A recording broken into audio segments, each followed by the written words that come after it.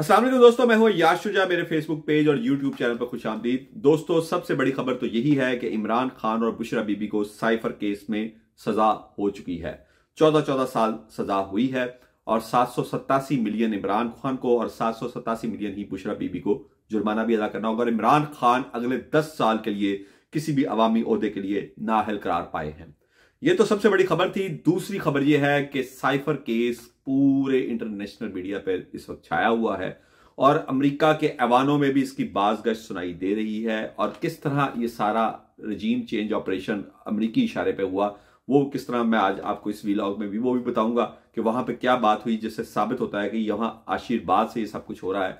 जबकि आखिरी खबर ये है कि इमरान खान को साइफर केस और तोशाखाना केस में जो सजाएं दी गई हैं, उसके बाद कंपनी बहादुर को खौफ है कि 8 फरवरी को अवाम बड़ी तादाद में निकलकर वोट डालेंगे। और इस हवाले से उन्होंने भी एक प्लान बी तैयार किया है। उस प्लान बी पे भी अमल दरामद शुरू हो चुका है। वो क्या है, सबसे पहले बात करेंगे इमरान खान की। जो ये प्लान बी वाली खबर मैं आपको आखिर में बताऊंगा, लेकिन बड़ी खबर जो है वो तोशाखाना केस में चूंकि सजा की है इमरान खान को और बुशरा बीबी को, उस पर बात करेंगे कि आज सुबह ये जज मोहम्मद बशीर हैं और वाज़ेह रही ये वही जज हैं जिन्होंने नवाज शरीफ को भी सजा सुनाई थी। और ये इस केस को सुनना ही नहीं चाहते थे। ये रिटायर हो रहे हैं मार्च में और ये चाहते थे कि ये छुट्टी पे चले जाएं, लेकिन जो आपको पता है ताकतवर हमारी इस्टेब्लिशमेंट है, वो कैसे जब आप उनके चुंगल में हो और आपको इस्तेमाल कर रहे हो, कैसे आप उनसे भाग सकते हैं। तो उन्होंने इनकी इस छुट्टी को नामंजूर किया और उनको कहा कि जब तक आप तोशाखाना केस में इमरान खान को और बुशरा बीबी को सजा नहीं देंगे, आप छुट्टी पे नहीं जा सकते। तो आज भी वही कुछ रिपीट हुआ अदालत में जो कल था कि इमरान खान को हाजिरी लगाने के लिए बुलाया गया, लेकिन साथ ही इन्होंने उनका बयान मांग लिया, जिस पर इमरान खान ने कहा कि आपने मुझे धोखा किया है, आपने तो मुझे सिर्फ बयान देने के लिए बुलाया और ना ही मेरे वकला अभी तक आए हैं, मैं इसके बगैर ये बयान नहीं दूंगा। तो मुझे सिर्फ हाजिरी लगाने के लिए आपने बुलाया और ये बयान नहीं दूंगा। जिस पर अदालत ने कहा कि जी आप जाके अपना बयान लिखें, कंप्यूटर पर बैठे जो मर्जी करें, लेकिन अपना बयान लाएं। लेकिन इमरान खान जो थे वो वापस अदालत नहीं आए और उनकी अदम मौजूदगी में ही उनको ये सजा सुना दी गई। बुशरा बीबी जो है उनको जैसे ही पता चला वो अडयाला जेल पहुंच गई हैं खुद गिरफ्तारी देने के लिए। और इस हवाले से तोशाखाना केस के हवाले से मैं ये बताता चलूं कि साबिक सदर आसिफ जरदारी, साबिक वज़ीर आज़म जिनमें नवाज शरीफ सर फहरिस्त हैं, उनकी बेटी भी मुस्तफ़ीद हुई तोशाखाना से। मरियम नवाज, यूसुफ रजा गिलानी हैं और शौकत अजीज हैं और दीगर। इनके खिलाफ ये केस में किसी किस्म का कोई फैसला, कोई सजा नहीं दी गई, चूंकि मकसूद इस वक्त ये था कि इमरान खान को खुडे लगाना है। जैसे कि बकौल जहांगीर जदून साहब बड़े नामवर माहिर कानून हैं, उन्होंने कहा कि ये वैसे ही है जैसे नवाज शरीफ के खिलाफ पनामा केस और इकामा केस में उनको सजाएं सुनाई गई, इकामा केस में उनको सजा दी गई। और आज अदालतें वो तमाम, चूंकि पीछे से मालकान जो हमारे मुल्क के मालकान हैं उनका इशारा है, तो तमाम तर सजाएं विड्रॉ हो गई हैं। उन्होंने कहा कल को ये रजीम चेंज होगी, नई स्टैब्लिशमेंट आएगी, अगर उनकी इमरान खान के साथ कोई ऐसी बात हो जाती है तो ये तमाम फैसले भी जो हैं इनकी कोई कानूनी हैसियत नहीं है, सब वापस होंगे। ये है जहांगीर जदून की राय। अब इस पर मैं बात करूं, कुछ जो साइफर केस था उस पर किस कदर शदीद रद्द-ए-अमल आया दुनिया के मीडिया पे, लेकिन उससे पहले बात करता चलूं कि खुद मुल्क में बहुत ज्यादा शदीद इसमें रद्द-ए-अमल आया है। जो पार्टीज बेनिफिशियरी हैं, नून लीग और पीपल्स पार्टी, वो तो किसी किस्म का रद्द-ए-अमल नहीं दे रहे। और जो मौलाना फजलुर रहमान जिनकी गैबी इमदाद के जरिए मदद होती है और उनका जरिया आमदन कोई नहीं है, लैंड क्रूजरों पर वो फिरते हैं, आलिशान उनका तर्ज रहाइश है, उनको तो गैबी इमदाद मिलती है, उनकी तरफ से भी कोई रद्द-ए-अमल नहीं है क्योंकि वो इस पूरे सिस्टम के बेनिफिशरीज हैं। लेकिन जमात इस्लामी के अमीर सिराजुल हक ने इस पर तनकीद की है, काफ़ी शदीद तनकीद की है और उसको गैर आइनी, गैर कानूनी फैसला करार दिया है। जबकि उनके सेनेटर मुश्ताक जो हैं उन्होंने भी इसको शदीद तनकीद का निशाना बनाया है। अब आ जाते हैं कि इंटरनेशनल मीडिया पर और अमरीकी जो ऐवान इक़्तिदार है उसमें इस पर क्या बात हुई। सबसे पहले तो अल जज़ीरा ने एक बहुत ज़बरदस्त कंप्रीहेंसिव रिपोर्ट इस पर की है और उनके इस्लामाबाद में नुमाइंदे कमाल हैदर ने बिल्कुल एंकर को बताया कि इस साइफर केस की समाअत के दौरान ना तो इमरान खान को उनके वकला को अंदर दाखिले की इजाज़त दी गई, उनको वकला भी सरकार ने अपने फराहम किए, और ना ही ट्रायल में कुछ शफाफियत थी।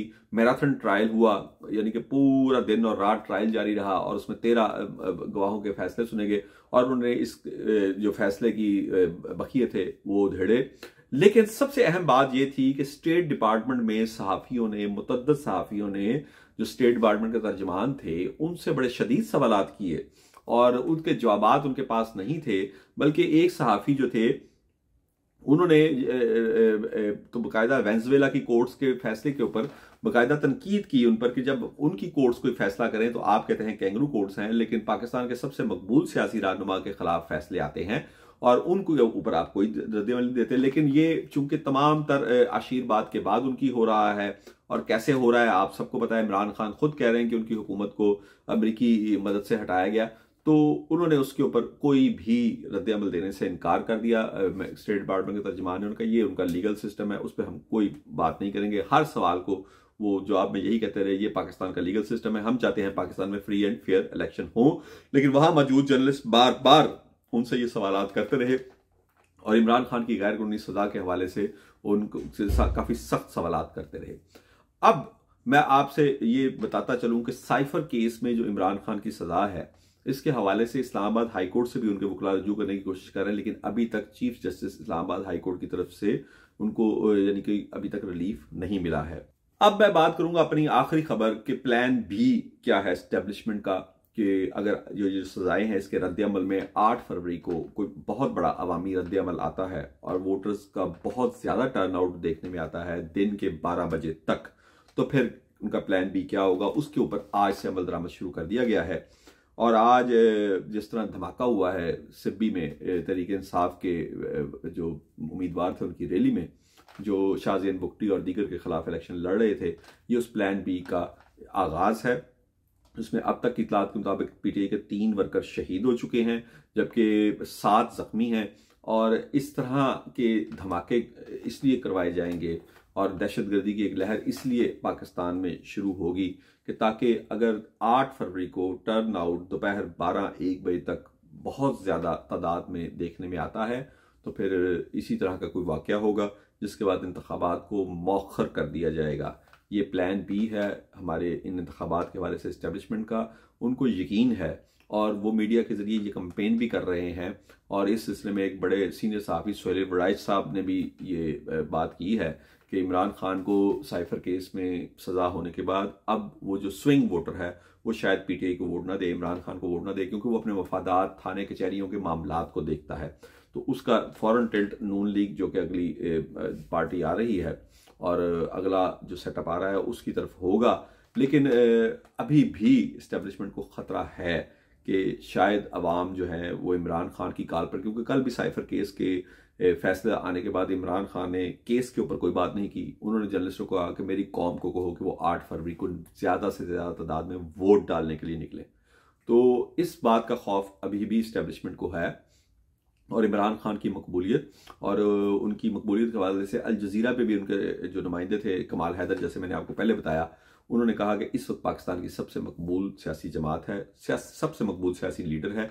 और अमेरिका के स्टेट डिपार्टमेंट में भी, यूनाइटेड स्टेट्स के स्टेट डिपार्टमेंट में भी सहाफ़ी बार बार यही सवाल कर रहे थे कि पाकिस्तान की सबसे मकबूल सियासी जमात के सबसे मकबूल सियासी लीडर को ये सज़ा गैर कानूनी तौर पर सुनाई गई है, तो इस पर उनका क्या मौक़िफ़ है।